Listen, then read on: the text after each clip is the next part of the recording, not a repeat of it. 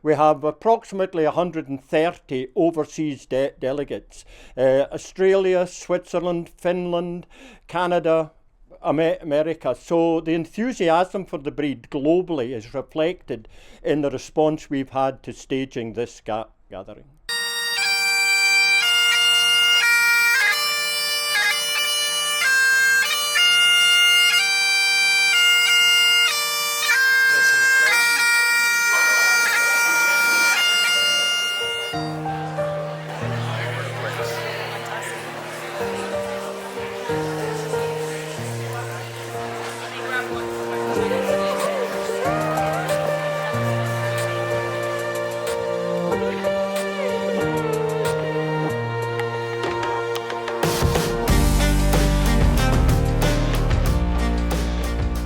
Good morning folks, my name is David Cunningham, as you will have heard in the shed.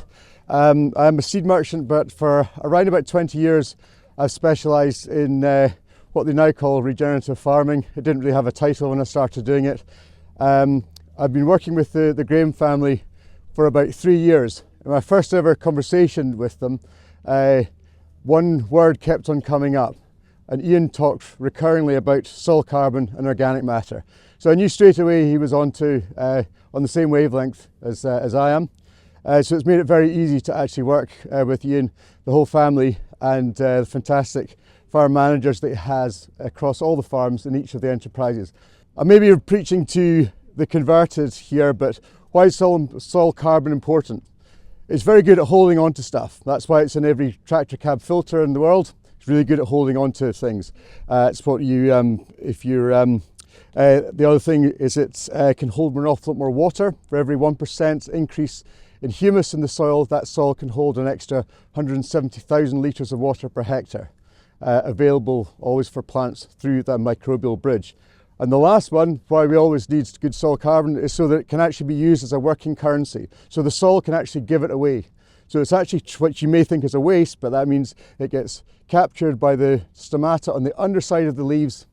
And that way, that's one of the two biggest ingredients for photosynthesis, producing sugars, some of which comes back down into the soil as a root exudate to feed microbes, which stimulates and grows the whole soil food web, which delivers the nutrients to the plants. So what we've done here is to demonstrate some of the pastures that Ian and Derek and Paul have been establishing over the last few years. This field has actually been stitched into. The grasses were getting a little bit thin and the clovers were a little low as well. So earlier on in the year, they went through with their Gutler seeder, went in with a half seed rate with about 10% white clover, a small bit of red clover in here, I think, as well, yeah, Ian. And we can see from the, once we've dealt a very rudimentary pit, we can actually see the profile of what these roots are actually doing. Now, this year in Scotland, it's been incredibly rare. We've had a very dry year. It might be the first ever. And so a lot of these, the roots of the fibrous roots of the grasses were not really getting down into where the moisture was. But the clovers were actually able to creep along the top. So they dominated a little bit too much of the green area index. Although they're fixing a lot of nitrogen, the grasses weren't really growing well enough in order to absorb that nitrogen and remove it from the system to be eaten by livestock. You can see there's probably around about, I would say, about a foot of decent root penetration in there. With the species that we have in there, we want a mixture of species. For a few different reasons, we want to, well, I suppose to absorb as much sunlight as we can, and the different shapes and sizes of leaves will do that far better than a monocrop or just having clover and just ryegrass in there. We also have roots that penetrate to different depths, so we're actually extracting nutrients from different depths in the profile, maximising the best depth that we can. And also having the species that are most mycorrhizal. I'm sure you're all very familiar with mycorrhizal fungi, the ones that will naturally colonise the best. And that tends not to be perennial ryegrass. It tends to be more fescue type grasses. So we've always tried to keep some of that in the mixture there, so that we can, and again, they're fed with root exudate. They take that free gift from the plant, and when they eat, reproduce and die, some of that is left as soil organic matter, and we're back to the start of the conversation there. And I can't think of a better place we could have come to see as many good cattle in what one would call natural surroundings. And I know the delegates have been quite impressed with what they've seen today. There's a heavy heather moor up there, there's about 2,000 acres that belongs to another farmer that we have the use of in the winter time. So the calves go to the hill with their mother, so the heifer calves and the steer calves. The only calves that are not there are the potential bull calves, because obviously we can't have them running with the young heifers because they'll probably end up serving them and put a right mess for us. So we're in the business of turning out fertile pedigree breeding stock. So we're very careful, particularly during puberty, that we don't put too much feed, particularly into the bulls, because if the bulls get overfat during puberty, the danger is they'll lay down fat in their testicles and it never goes away. If they lay it down in adulthood, they can thin it off, but if it goes on in puberty, you're going to end up with an infertile or a subfertile bull. And the same with the heifers, they will put fat on in the mammary glands and they'll never milk the same. We also calve at 3 years old, so these cattle get a hard time here, but they're used to it, they're hefty to this hill. As you see, these heifers have come off the hill in the middle of the summer, that's all they've had, and they've gone on to good grass. But what we do try and do is have the best quality grass during the summer period so we can push them on. But what we have is 6 bulls. The big guy on the left, the only one with the ring, he will be 3 years old next week or next month. And he weighed in at 729 kilos.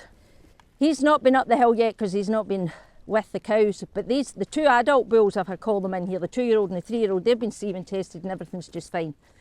Then you'll see there's 4 young bulls. The young bulls are all, again, born May onwards.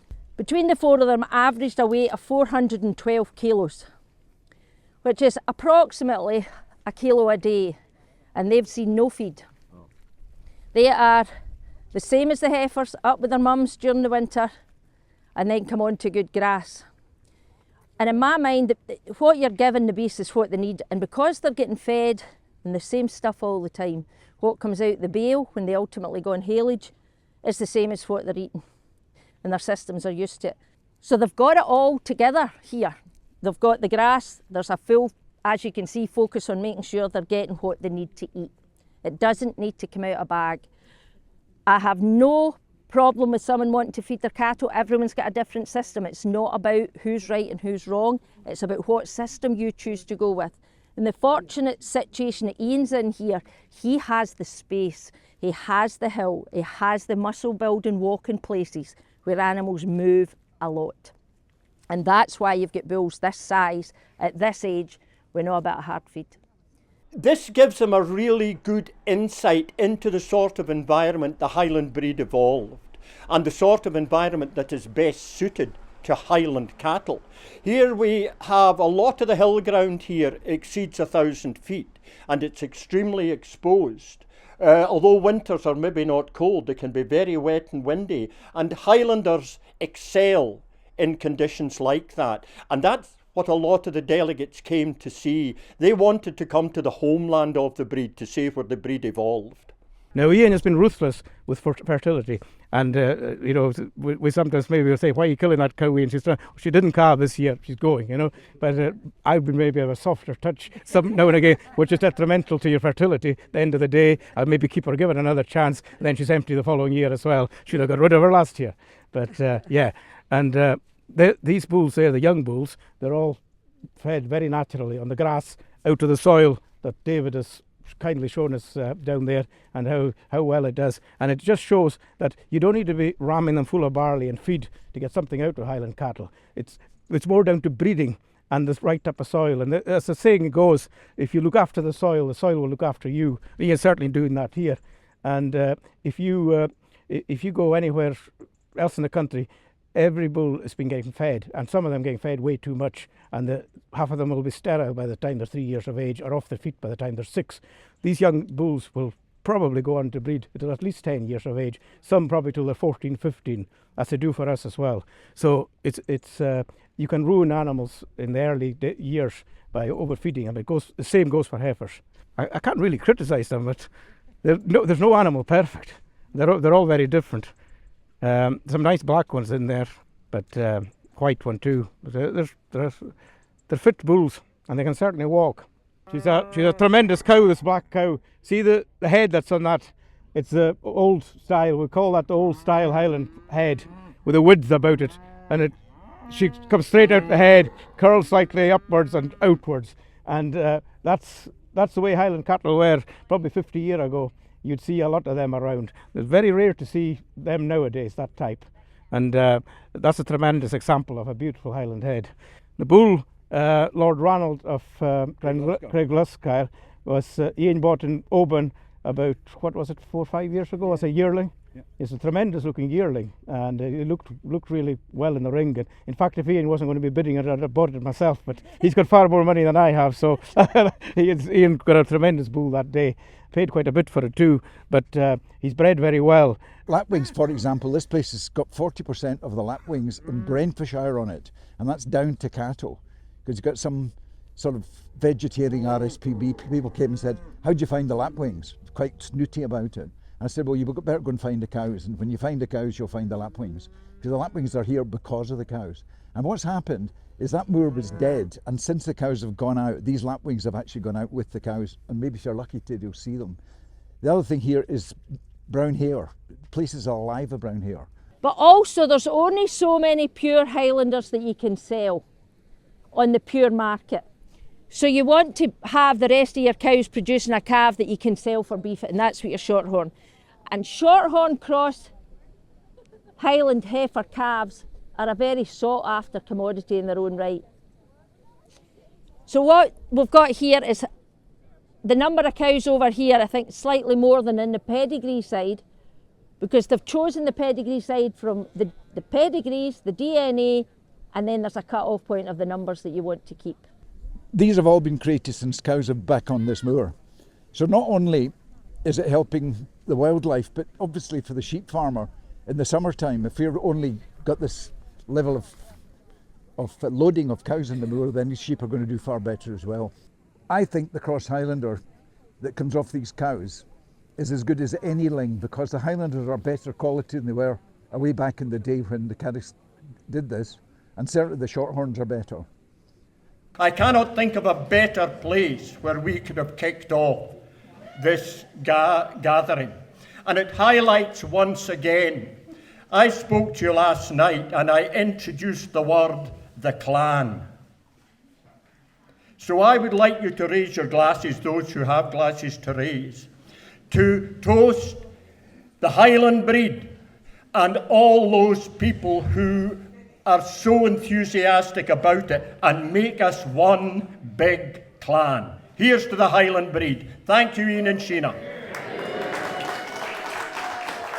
Caring for the land, that is absolutely vital. And that doesn't mean to say trying to take everything from the land. You have to give back. And Ian has developed a fantastic system here to replenish the quality of the soil by all sorts of means, none of which are artificial. Stocking densities at certain times of year, keeping the pastures grazed. The hill pastures are a fantastic example of that. You get cattle out onto a rough hill like that, they will open up the areas, and that will allow Ian to come in and rejuvenate all sorts of areas of hill ground. I would encourage an awful lot of farmers, especially livestock farmers on marginal land, to see what's been done here. You don't necessarily need to spend thousands or use expensive machinery. Use the cattle to help you. His enthusiasm is hard to match and it's hard to keep up with, but it's worth keeping up with.